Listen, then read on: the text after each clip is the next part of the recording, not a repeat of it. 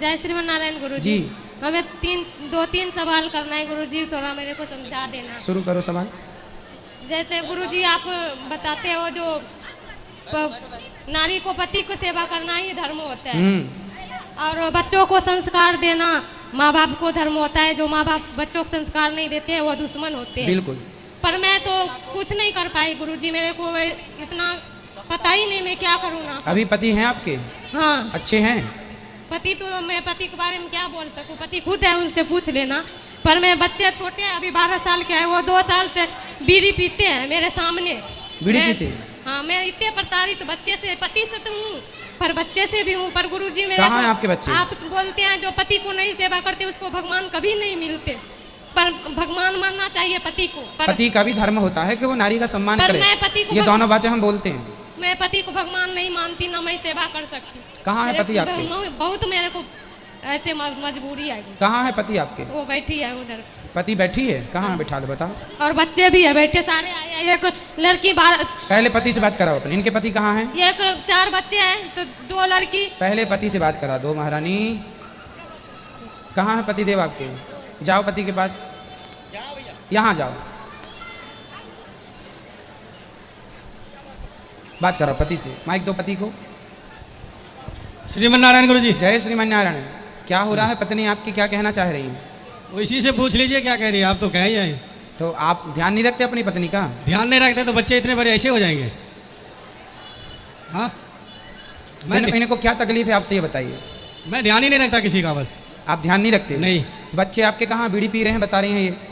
बच्चे, अगर मैं पूरे दिन ड्यूटी कर रहा हूँ, बच्चे को सबसे ज़्यादा माँ का ध्यान होना चाहिए। मैं शाम को आके अगर थोड़ा सा डांट दूँ तो ये खुद मेरे को गुस्सा हो जाती है कि क्यों इतना गुस्सा हो रहे हो। अच्छा, बच्चों को आप डांटते हैं तो ये गुस्सा होती है? हाँ, अगर बच्चे को मैं पढ़ाता हूँ, बच्चे की पढ़ाई में भी अगर मैं उसको शिक्षा देता हूँ पढ़ने लिखने का, उसके लिए भी अगर मैं डांट दूँ, एक थप्पड़ मार दूँ, उसके लिए भी गुस्सा होती है। तो मैं क्या करूँ बोलिए आप? क्यों?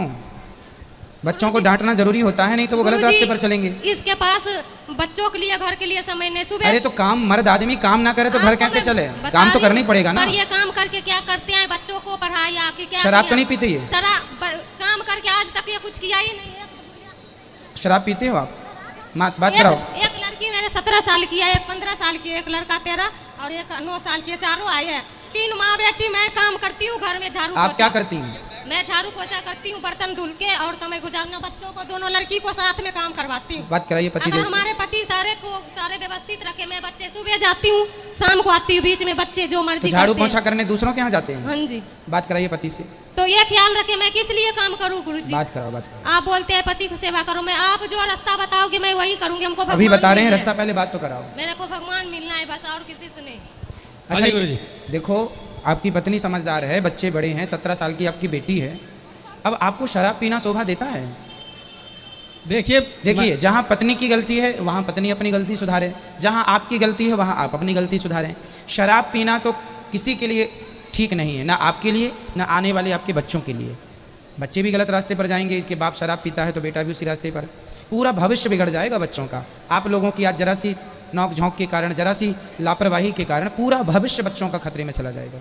तो आप समझदार हैं, माना कि आप व्यस्त हैं अपने काम में, पैसा कमाइए खूब, पर शराब नहीं, उसका सदुपयोग करिए। बच्चों को अच्छे स्कूल में पढ़ाइए, अपने लिए घर बनाइए, अपनी ज़रूरतें पूरी कर लीजिए और पति पत्नी मिल के रहो। 17 साल की आपकी बेटी है तो मुझे लग रहा है कि आप लोगों की शादी को 20 साल तो हो गए होंगे लगभग। हाँ जी, 21 साल हो गया। 21 साल, हाँ, तो लगभग 20-21 साल की शादी है आपकी। अब निभाओ इसे।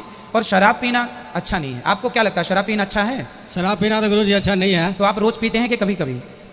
मैं ऐसे इसको कहता हूँ कि मैं शराब छोड़ दूंगा, पर ये 2 दिन 4 दिन ठीक रहे, उसके बाद फिर ऐसे लड़ाई कर लेते हैं कि मतलब ये होता है कि या तो आत्महत्या कर लो, तो आत्महत्या नहीं करता हूँ, फिर मैं शराब में डूब जाता हूँ। चलो, मैं भी आपकी पत्नी को अच्छे से समझाऊंगा, पहले आप समझो।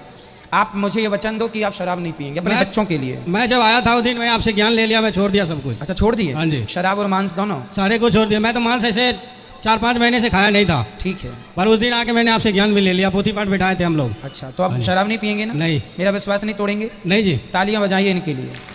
और आप जो पैसा कमाएंगे उसका आपको सदुपयोग करना है, पैसे का कभी दुरुपयोग नहीं करना चाहिए। ठीक है? अब आपकी पत्नी से बात कराओ।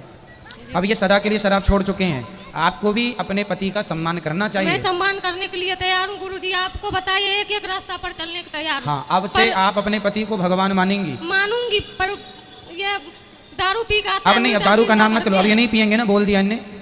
ये नहीं वो शुरू पिएंगे। से 20 साल हो गए आज तक, इतने ब्याज पे पैसा उठा रखी है, अभी तक नहीं चुका है, किसी को देते नहीं है, सबसे ले लेते हैं और किसी को वापस नहीं करते, सब गाली देते हैं। मैं बिहार के हूँ, अभी पंजाब में रह के 3 माँ बेटी काम करके पैसे देती हूँ सबके, पर इसको हाथ के देती हूँ, उसको देने के लिए उसमें भी से लेके भी पीता है और खुद के कमाई को कोई पता नहीं लगने देता। यहाँ आने के टाइम 16-17 का देखो ये तो गलत है, आपकी पत्नी दूसरों के घर बर्तन मैंने झाड़ू बोला- करके जो कमाते हैं आप उसका भी पी जाते हैं। मैंने शराब। बोला अब गुरुजी, नहीं पिएंगे ये। मैंने बोला गुरुजी आप इतने दिन जो किया कोई बात नहीं, आप दोनों मिलके जो ब्याज पे लिया उसको चुका दो। कितना पैसा लिया है कर्जे में?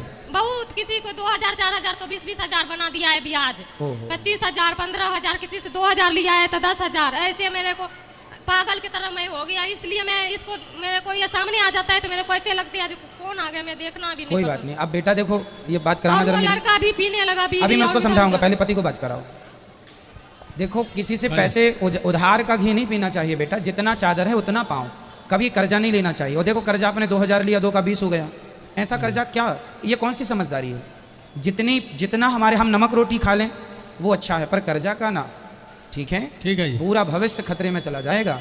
आपकी पत्नी समझदार हैं क्योंकि वो बर्तन झाड़ू करके आपको पैसा देती हैं, जो कर्जा आप लेते हैं वो कर्जा आपकी पत्नी मेहनत करके चुकाती हैं। अब आपकी बेटी भी बताओ, जिस बेटी को पढ़ लिख के बड़े बड़े पदों में जाना चाहिए वो दूसरों के घर में बर्तन पहुंचा करेगी तो कैसे भारत का भविष्य अच्छा होगा? ठीक है।